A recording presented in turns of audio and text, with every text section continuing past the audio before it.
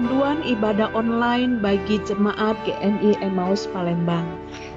Yang pertama, pada prinsipnya ibadah online harus dilakukan sama seperti melakukan ibadah di gereja.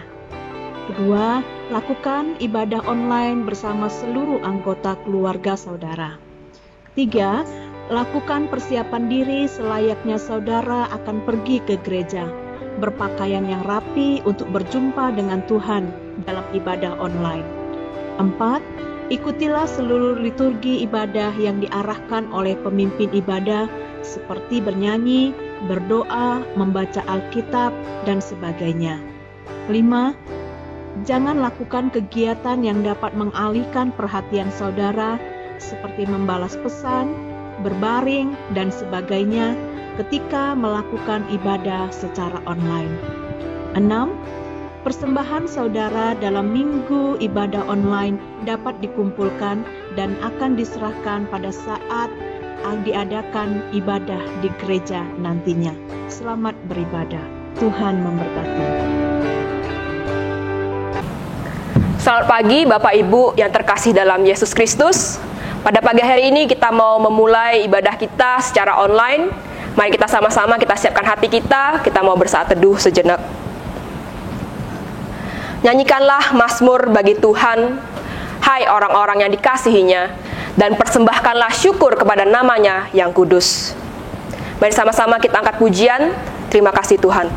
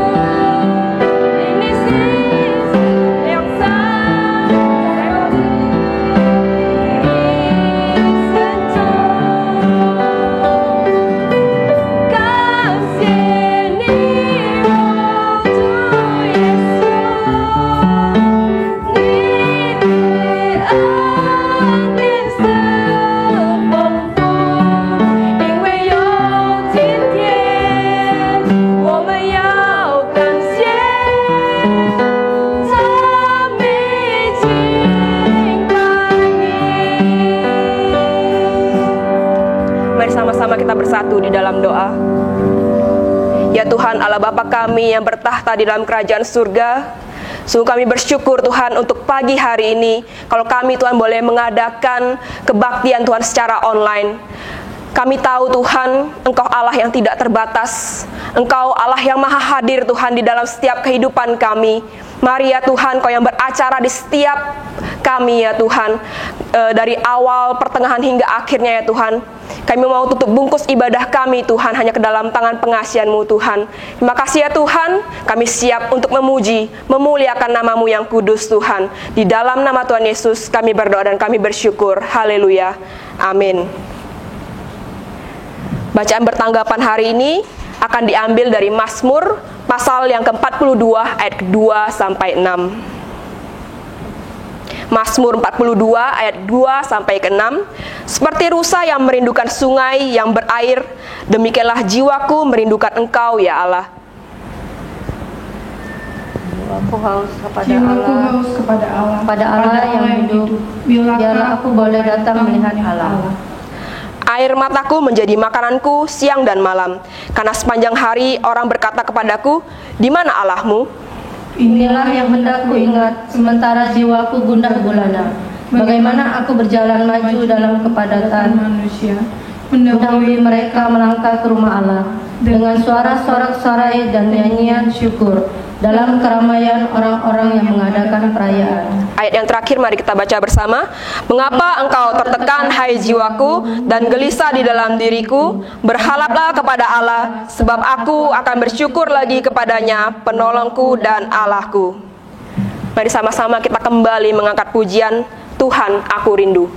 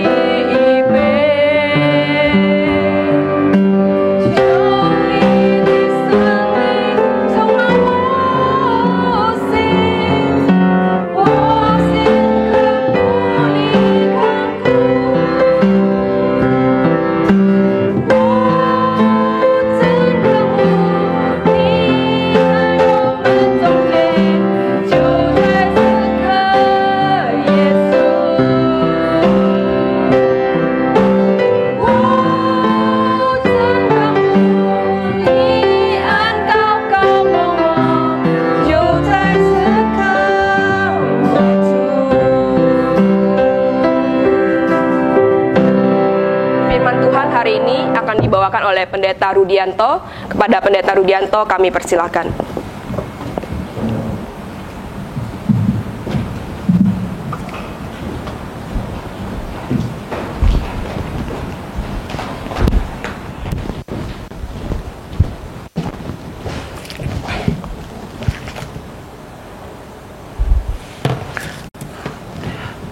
Mari kita berdoa. Bapa di dalam surga, hari ini kami sungguh-sungguh bersyukur kepadamu ya Tuhan, karena kami punya Allah yang sangat luar biasa, yang selalu menyertai kehidupan kami, sehingga Engkau perkenankan kami semua berada di tempat dalam keadaan sehat. Dimanapun kami berada, dalam keadaan mencekam, banyak orang yang takut, tetapi Tuhan tetap menyertai kami. Hari ini Tuhan, kami sebagian kecil dari pelayan-Mu mau melayani Tuhan, dan kami sudah memuji dan memuliakan nama-Mu. Tuhan, kami ingin mendengar suara-Mu. Buka telinga kami, buka mata kami, dan buka hati kami untuk kami boleh melihat kebenaran-Mu. Berfirmanlah ya Tuhan, kami siap untuk mendengar. Demi Yesus Kristus Tuhan kami berdoa. Amin. Bapak, Ibu, dan saudara-saudara yang terkasih dalam Tuhan, hari ini kita akan bersama-sama mendengarkan firman Tuhan yang terambil di dalam Roma pasal 12 ayat yang pertama.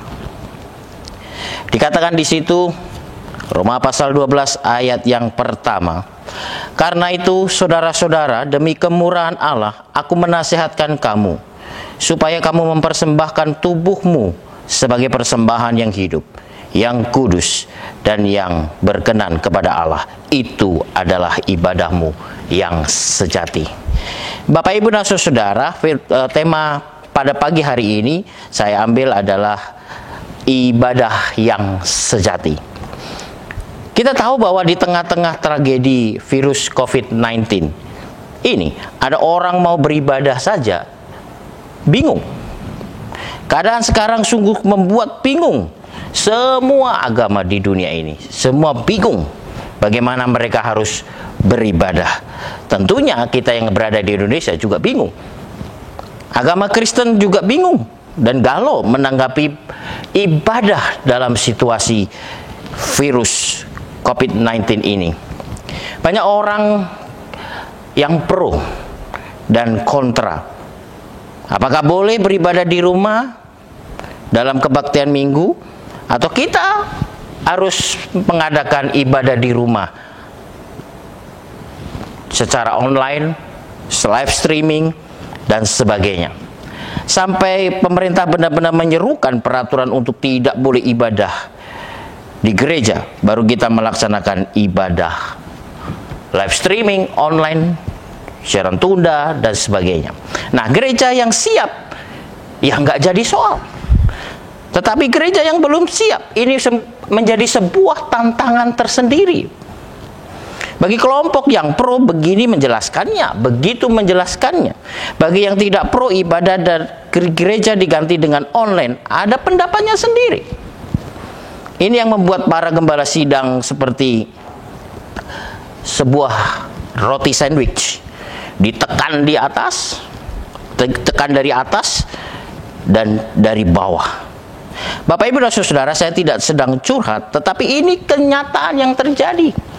Mungkin teman-teman kami sebagai hamba Tuhan sekarang sudah menjadi sandwich, mengalami tekanan yang tersendiri. Seolah-olah jemaat tidak kasihan melihat hamba Tuhannya yang dalam situasi ini seperti sandwich.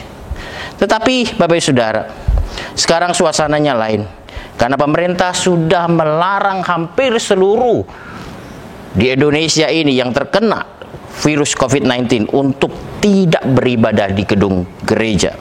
Bahkan PGI baru saja mengeluarkan surat untuk melarang gereja mengadakan kegiatan gereja sampai pada akhir Mei. Ini panjang ceritanya, Bapak, Saudara. Semua gereja tentunya sudah mengadakan kebaktian di rumah masing-masing, mendengar, melihat secara online yang diadakan gereja. Ibadah selalu, Bapak, Ibu, Saudara, dihubungkan dengan kepuasan. Saya puas atau tidak puas? Puas atau tidak puas, sekarang kita harus beribadah dengan cara live streaming ataupun online. Tentu ada yang tidak puas, dan tentu ada yang merasakan kepuasan. Banyak juga orang menyerukan ibadah online dengan live streaming, padahal tidak lebih dari 50% yang menonton. Yang 50% kemana? Tidak tahu.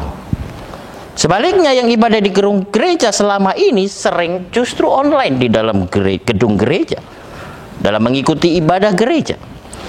Sungguh Bapak Saudara, dunia ini sekarang serba terbalik. Apakah sebenarnya ibadah yang sejati menurut kehendak Allah? Dalam firman Tuhan hari ini, yang dimaksud ibadah yang sejati adalah ibadah yang mempersembahkan tubuhmu sebagai persembahan yang hidup, yang kudus, dan yang berkenan kepada Allah. Itu adalah ibadahmu yang sejati. Ibadah sejati, ibadah yang sejati menurut Paulus, yaitu ibadah yang mempersembahkan tubuh yang hidup, yang kudus, dan yang berkenan kepada Allah. Jadi Paulus memberikan alasan, Bapak Ibu Saudara, mengapa kita harus mempersembahkan tubuh kita. Alasannya yaitu dari kalimat awal yang berbunyi demi kemurahan Allah. Jadi kata kuncinya adalah kemurahan Allah. Kita telah menerima kemurahan Allah dan terus dan menerus akan menerima kemurahan Allah.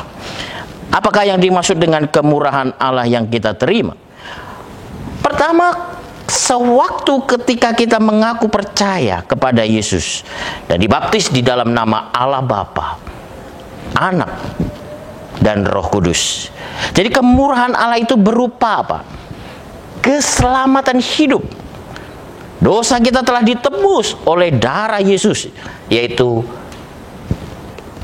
itu adalah kemurahan Allah. Seharusnya Bapak Saudara, kemurahan Allah itu tidak berhenti ketika kita mendapatkan keselamatan saja, melainkan kita harus secara terus-menerus hidup kudus sehingga kita layak mendapatkan segala kemurahan-kemurahan Allah yang lainnya. Yang kedua, Bapak Saudara, apa yang dimaksud kemurahan Allah? Kemurahan Allah kita terima ketika kita beribadah dengan benar. Kalau yang pertama tadi dikatakan bahwa kemurahan Allah ketika sewaktu kita mengaku percaya dan dibaptis. Dan yang kedua, kemurahan Allah kita terima ketika kita beribadah dengan benar. Bagaimana caranya? Dikatakan di situ, yaitu dengan mempersembahkan tubuh kita sebagai persembahan yang hidup dan yang kudus, yang berkenan kepada Allah.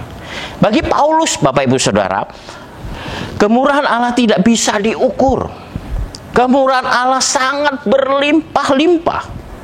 Panjangnya, lebarnya, tingginya, dan dalamnya tidak dapat terselami atau tidak dapat diukur oleh manusia. Karena itu, Bapak, Ibu, dan saudara-saudara, adalah sangat disayangkan kalau orang Kristen hanya puas dengan kemurahan Allah yang telah dia terima hanya pada waktu dia diselamatkan saja, tanpa bergumul lebih lanjut untuk hidup secara kudus setiap hari. Orang Kristen akan kehilangan begitu banyak kemurahan Tuhan yang lain, yang Tuhan tentunya telah sediakan bagi kita. Contoh orang yang hanya puas menerima kemurahan Allah tetapi tidak bergumul secara lanjut setiap hari adalah mereka yang percaya kepada Tuhan tetapi tidak melatih dirinya untuk hidup kudus. Mereka yang datang ke gereja mungkin hanya setiap minggu saja. Hari-hari lain diisi rutinitas dan kegiatan pribadi yang tentunya menyenangkan dirinya, bukan menyenangkan Allah.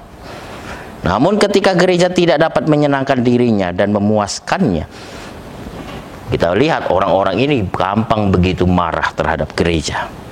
Ia menuntut gereja memenuhi kebutuhannya, memuaskan dirinya. Mereka datang ke gereja, tetapi tidak mau taat akan perintah Tuhan. Mereka hanya pergi ke gereja, tetapi tidak menjalankan perintah Tuhan yang utama, yaitu kasih. Mereka percaya pada Tuhan, tetapi melakukan ketaatan nanti dulu. Mereka hanya hadir, Bapak Ibu Saudara, secara tubuh saja, jasmani saja, tetapi tidak mempersembahkan tubuhnya untuk kemuliaan Tuhan. Jadi kata Paulus, dikatakan oleh karena kemurahan Tuhan maka kita mempersembahkan tubuh kita. Paulus menasihatkan kita untuk mempersembahkan tubuh kita. Mempersembahkan tubuh memiliki satu ciri yang unik, yaitu suatu persembahan yang diwujudkan oleh tubuh kita. Semua hal yang dilakukan oleh manusia selalu berkaitan dengan tubuhnya, Bapak Ibu Saudara. Jadi ketika seseorang mempersembahkan tubuhnya bagi Tuhan, berarti dia mempersembahkan seluruh tubuhnya secara prakteknya untuk Tuhan. Misalnya, ia mempersembahkan matanya untuk melihat hal-hal yang benar. Dia terus belajar dan terus belajar untuk bisa melihat hal yang benar dari matanya. Ia mempersembahkan telinganya untuk mendengar hal yang benar. Dia berusaha dan terus belajar untuk mendengar hal-hal yang benar. Ia mempersembahkan mulutnya untuk berkata dengan benar. Dia terus belajar dan terus belajar setiap hari bagaimana dia harus berkata dengan benar. Dan seluruh anggota tubuhnya dia harus mempersembahkan kepada Tuhan Allah untuk kebenaran. Akhir-akhir ini banyak orang tergoda, Bapak Ibu Saudara, untuk suka melihat hal yang tidak benar, suka mendengar hal yang yang benar, suka berkata hal-hal yang tidak benar. Tubuh, roh, dan jiwanya diisi oleh hal-hal yang selalu tidak benar. Kita sering melihat, mendengar, berkata hal yang tidak benar.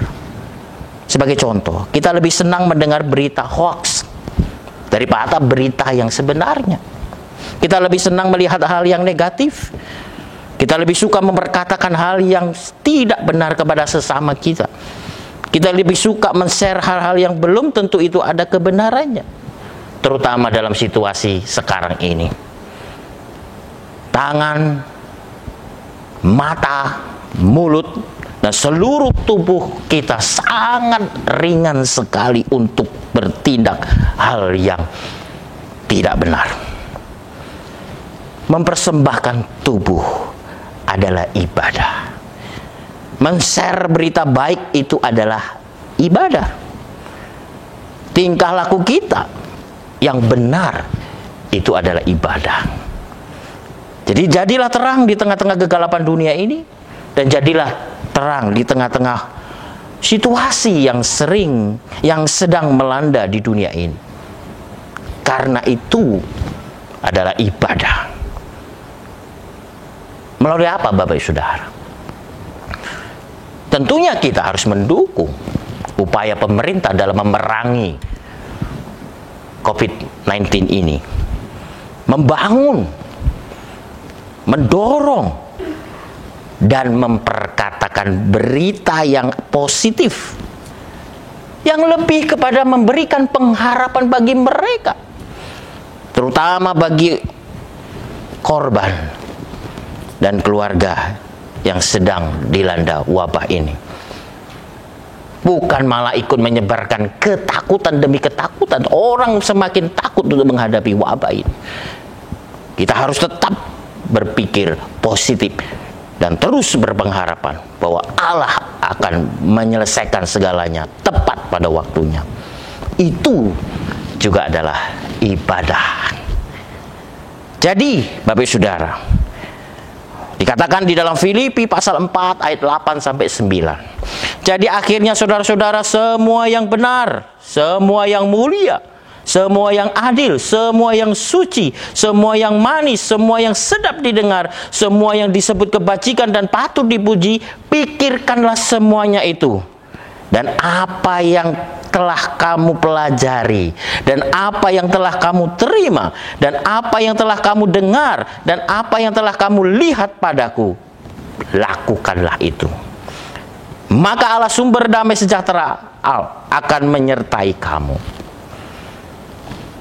Memikirkan dan melakukan hal yang benar adalah sebuah ibadah. Dalam Perjanjian Lama, seseorang harus membawa persembahan ketika datang ke rumah Tuhan. Persembahan tersebut berupa kambing, berupa domba, burung yang darahnya harus dicurahkan terlebih dahulu. Kemudian dibakar dan menghasilkan bau-bauan yang harum untuk apa? Untuk kemuliaan nama Tuhan. Apa yang kita bawa dalam tubuh kita untuk menjadi bau-bauan yang harum bagi sesama kita, bagi Tuhan. Apakah tindakan kita yang menghasilkan bau-bauan yang harum bagi situasi sekarang ini? Dalam kitab Roma pasal 12 yang kita baca, kita adalah persembahan yang hidup. Berarti kita tidak bisa mempersembahkan tubuh kita cukup sekali untuk selama-lamanya, tetapi terus-menerus sepanjang hidup kita. Selain sebagai persembahan yang hidup, juga yang kudus, berarti setiap anggota tubuh kita semuanya dikhususkan bagi Tuhan. Jadi itu semuanya merupakan persembahan yang berkenan kepada Tuhan. Dikatakan itu adalah ibadahmu yang sejati. Mempersembahkan tubuh itu lebih berarti apa tindakan kita kepada orang lain. Apa tindakan kita untuk orang lain? Apa tindakan konkretnya, Bapak Ibu Saudara? Tentunya dalam situasi sekarang kita tidak hanya boleh stay at home tanpa bereaksi apa-apa. Seharusnya kita mulai bertindak yang konkret bagi sesama kita. Tentunya bagi para orang-orang yang sekarang mengalami kesulitan yang sangat luar biasa. Mereka tidak dapat bekerja, mereka tidak dapat hidup yang layak karena situasi yang demikian. Seharusnya kita mulai bertindak bagi sesama kita. Kita persembahkan tubuh kita untuk membantu, menolong sesama kita. Kita persembahkan tubuh kita untuk mendoakan tenaga medis yang sampai sekarang berjuang mati-matian untuk menyelamatkan nyawa orang banyak. Kita berdoa. Kita harus terus-menerus memperbarui, Bapak Ibu Saudara, cara kita mempersembahkan tubuh kita dengan benar. Mari kita bertanya kepada Tuhan, apakah kita telah mempersembahkan tubuh kita dengan benar? Tulisan John Wesley mengatakan demikian. I'm not afraid that the people called Methodists should ever cease to exist either in Europe or America. But I'm afraid lest they should only exist as a dead sect, having the form of religions without the power. Saya tidak khawatir jika orang-orang Metodis tidak ada lagi di Eropa dan di Amerika. Namun saya khawatir jika mereka ada hanya sebagai sekte atau kelompok atau gereja yang mati dan menjadi agama yang tidak memiliki kuasa lagi. Mengapa api roh dan kuasa pengikut Yesus atau pengikut Metodis redup? Karena kita hanya mementingkan ibadah yang dibatasi oleh tembok-tembok gereja. Kita hanya mementingkan ibadah yang hanya dibatasi gedung gereja. Karena kita ingin dibilang orang yang religius. Ibadah adalah mempersembahkan tubuh yang hidup dan sebuah tindakan, bukan khayalan belaka. Peristiwa COVID-19 mengingatkan kepada kita semua bahwa meskipun kita banyak orang yang tidak bisa beribadah karena keterbatasan internet, tidak bisa online, tidak bisa live streaming dan sebagainya, tetapi kita bisa beribadah, yaitu bagaimana kita mempersembahkan tubuh kita sebagai persembahan yang hidup. Kita bisa beribadah di rumah, tentunya dengan keluarga kita. Mari kita sebagai kepala keluarga ajak anggota keluarga kita untuk beribadah kepada Tuhan di rumah. Kalau ada live streaming, online, siaran tunda, mari kita duduk dengan seksama. Selayaknya kita anggap sebagai ibadah yang sebenarnya. Saatnya saudara, Bapak Ibu Saudara, dalam keterbatasan ini, bagaimana kita menunjukkan kasih kita kepada keluarga kita. Mari kita membantu sesama, bertolong-tolong menanggung beban, dan mendorong serta memberikan pengharapan bagi sesama kita. Tentunya ketika kita melihat para korban COVID-19. Wujud nyatakan ibadahmu melalui sebuah tindakan yang nyata dari tubuhmu. Kita semua akan menerima kemurahan Allah yang luasnya tak terukur dan dalamnya tak terselami.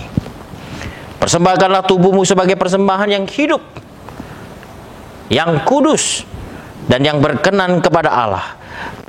Itu adalah ibadahmu yang sejati. Amin. Kita berdoa.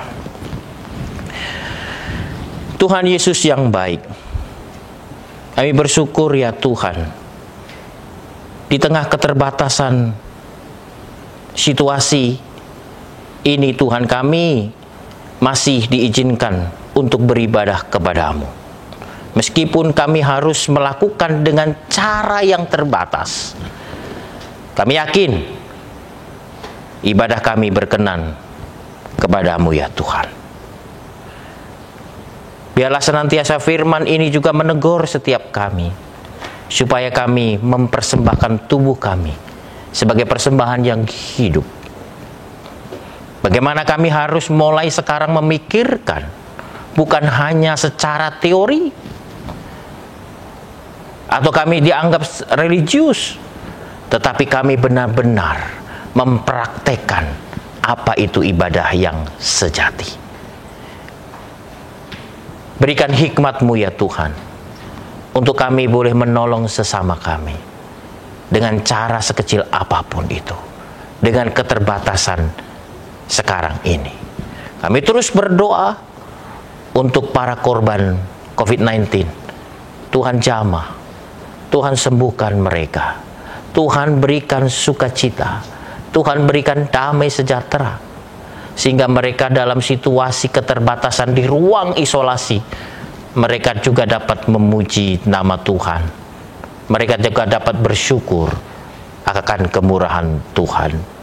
Kami juga berdoa ya Tuhan untuk para medis yang bekerja tanpa lelah. Tuhan, berikan anugerah-Mu kepada mereka. Berikan kesehatan, berikan kekuatan, berikan penghiburan, sehingga mereka dapat membantu umat Allah lebih banyak lagi dan berguna bagi kepentingan sesama mereka. Tuhan, kami percaya ketika Engkau izinkan untuk stay at home, kami tidak hanya stay saja, tetapi kami mau berpikir dan melakukan hal-hal yang benar, tentunya bagi sesama, terutama bagi Tuhan. Terima kasih ya Tuhan. Ini doa pengharapan kami. Demi Yesus Kristus kami berdoa. Amin. Terima kasih kepada Pendeta Rudianto untuk firman yang telah dibawakan pada pagi hari ini. Kiranya Tuhan memberkati. Dan kita akan meresponi firman Tuhan pada pagi hari ini. Mari sama-sama kita angkat pujian kemenangan terjadi di sini.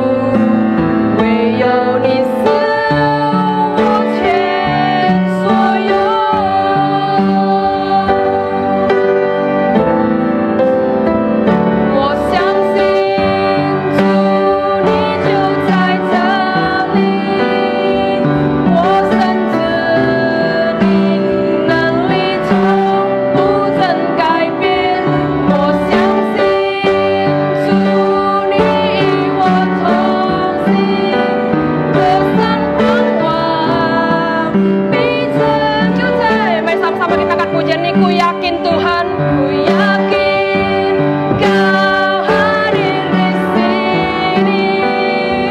Ku rasakan kuasa yang tak terbatas. Ku yakin Kau nyata di sini. Kemenangan terjadi, katakan kesembuhan terjadi di sini. Kesembuhan terjadi kelepasan terjadi di sini. Terjadi di sini. Sama-sama kita mau mengakhiri kebaktian pada pagi hari ini. Mari sama-sama kita mau mengangkat doa yang diajarkan oleh Tuhan kita, doa Bapa kami, dan dilanjutkan oleh doksologi. Kemudian doa berkat, kami mengundang Pendeta Rudianto untuk doa berkat dan diakhiri dengan amin. Doa Bapa kami. 我们在天上的父，愿人都尊你的名为圣，愿你的国降临，愿你的旨意行在地上，如同行在天上。我们日用的饮食，今日赐给我们，免我们的债，如同我们免了人的债，不叫我们遇见试探，救我们脱离凶恶。因为国度、权柄、荣耀，全是你的，直到永远。阿门。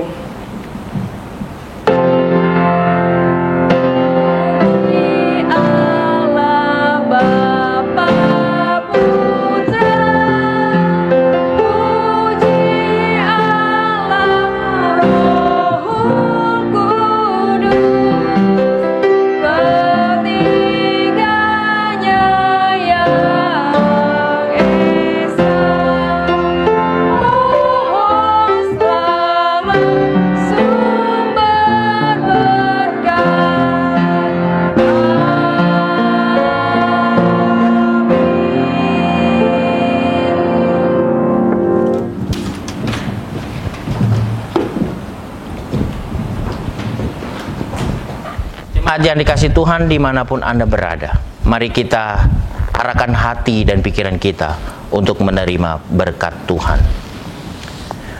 Anugerah dan damai sejahtera daripada Tuhan kita Yesus Kristus, kasih sayang Allah Bapa serta persuan dengan Roh Kudus kiranya memberkatimu, melindungimu, serta menyertaimu dimanapun Anda berada, mulai sejak saat ini, besok, dan sampai selama-lamanya. Amin.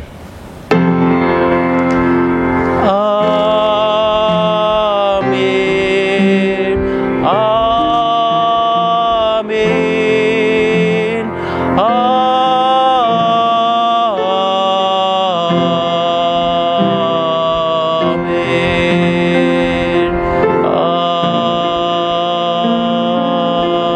Amin.